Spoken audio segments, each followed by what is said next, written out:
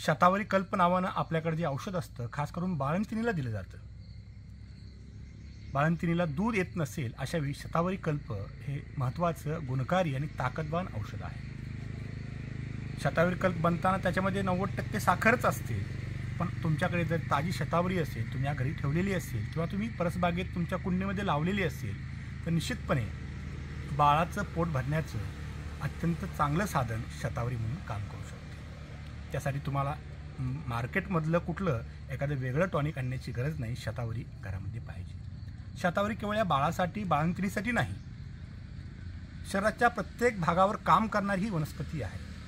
अगदी from top to bottom, केसापासून नखापर्यंत शरीराच्या प्रत्येक भागावर काम करून शरीराला ताकद देणारी, शरीराच्या प्रत्येक धातूला ताकद देणारी, त्रिदोषाचं शमन करून महाभूत जे आहेत त्यांना मेंटेन करणारी अशी शतावरी